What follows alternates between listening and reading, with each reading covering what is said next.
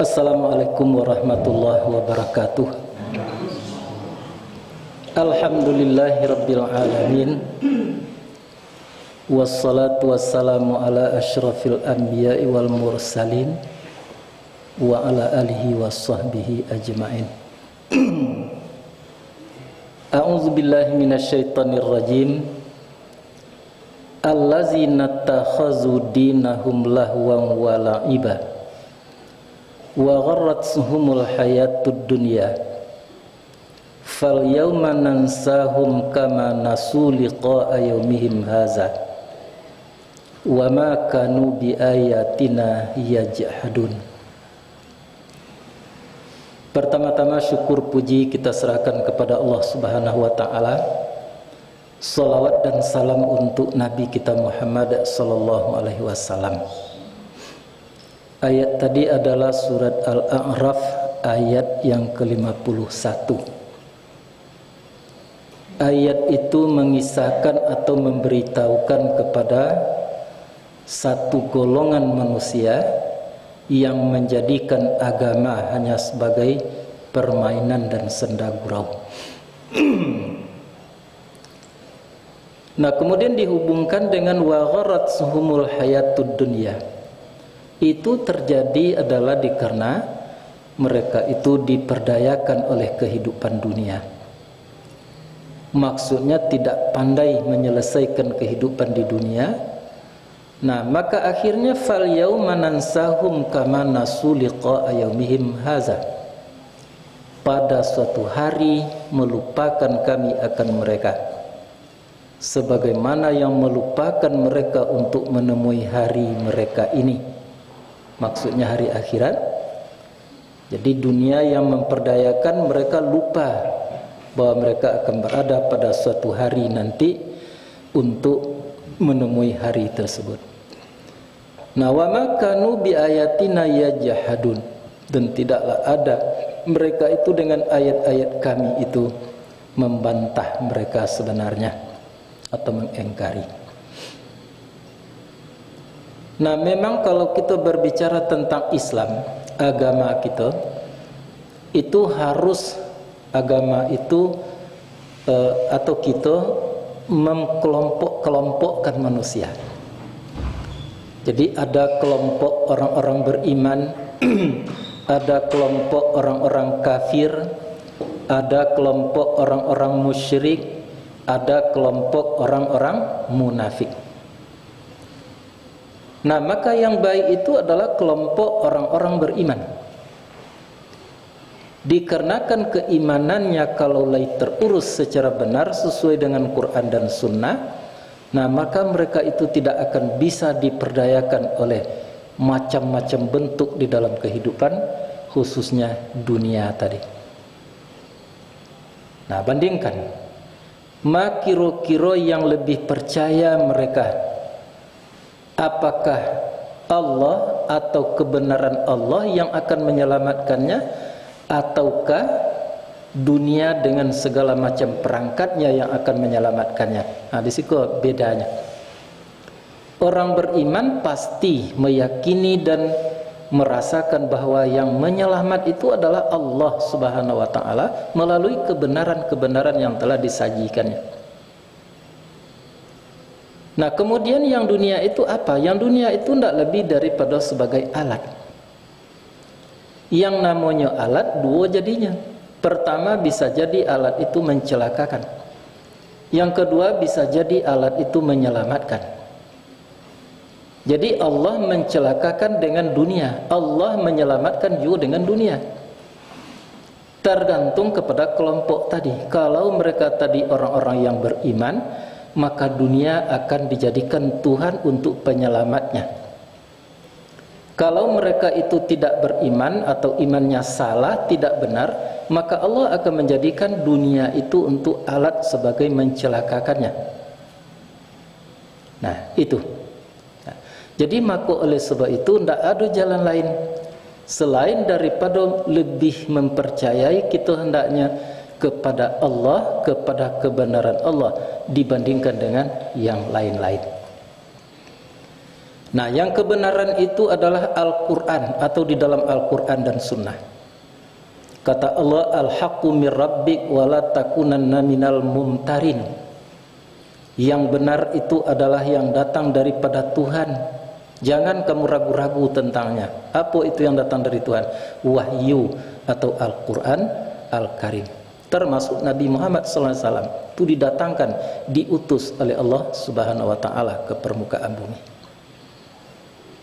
Nah, semakin hati kita cenderung kepada Al-Quranul Karim, semakin kita temuilah dan semakin kita dapatkanlah kebenaran yang sesungguhnya. Semakin kita memperoleh kebenaran, maka alat akan dijadikan oleh Allah untuk sebagai penyelamat kita. Jadi Quran jo baru, Al-Quran jo nan kita sodorkan baru. Sehingga Al-Quran itu adalah merupakan darah daging hendaknya, bukan menjadi kain baju.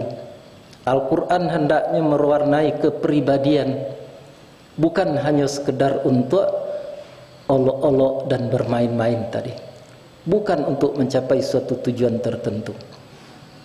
Nah, kalau kita lihat di akhir zaman kini ke Islam kita, ya, itu ibarat seperti boneka di tangan orang gila, ya, dipermainkan, ya, tetapi untuk apa? Untuk main-main semata-mata, lahwan walaibah, dipoles, didandani Islam itu seindah mungkin. Untuk apa? Untuk memenuhi keinginannya. Seperti itulah Islam di akhir zaman. Jadi Islam itu lah menjadi lahwan walaibah. Nah, mengapa tadi terjadi yang semacam itu? Gharratsuhumul hayatud dunya. Mereka sudah diperdayakan oleh kehidupan dunia. Maka keduniaan yang mereka cari itu pasti akan mencelakakan atau dijadikan alat untuk mencelakakan mereka oleh Allah Subhanahu wa Ta'ala.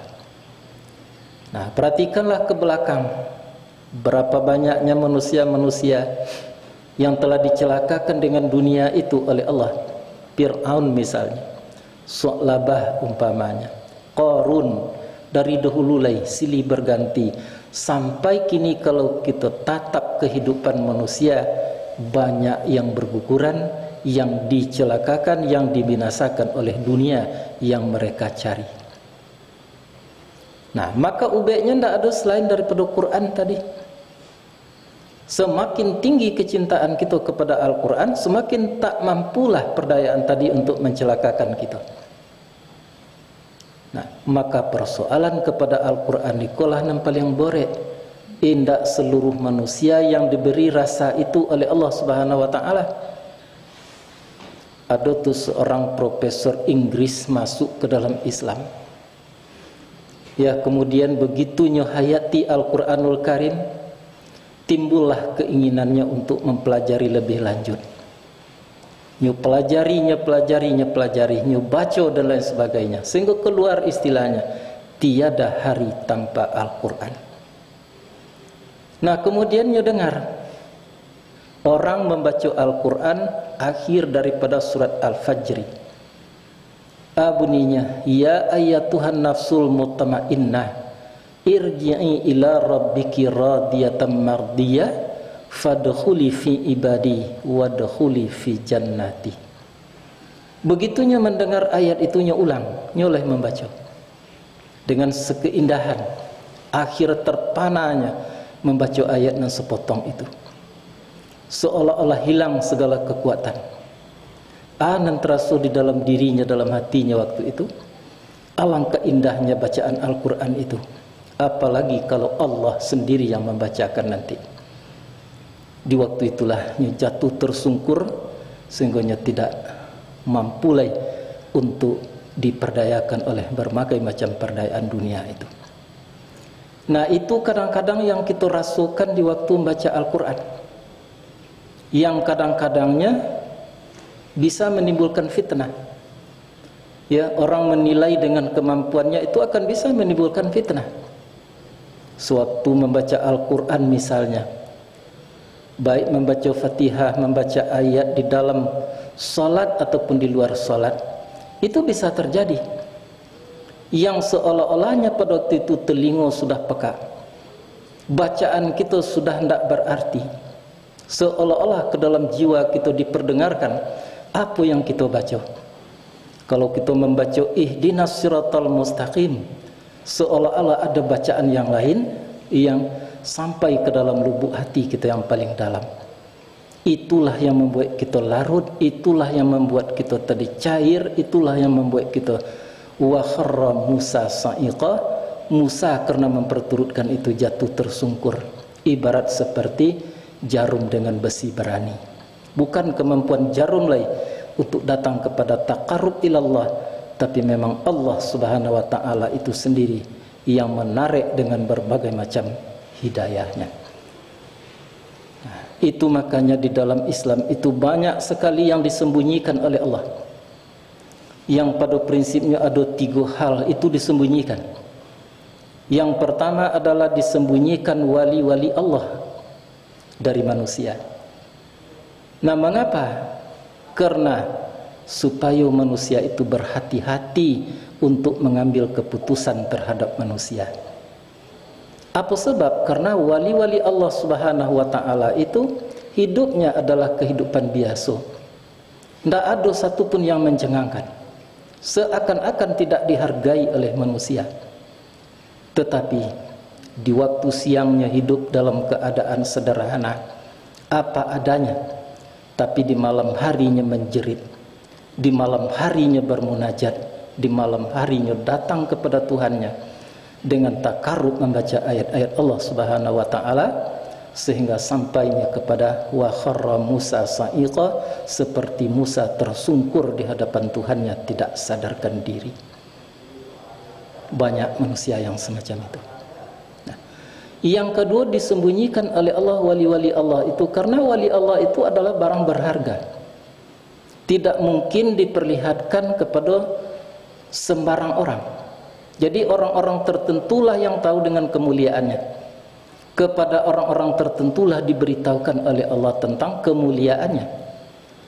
Jadi sama halnya barang berharga itu tidak mungkin ya akan diperlihatkan, akan dipertontonkan kecuali pada tempatnya.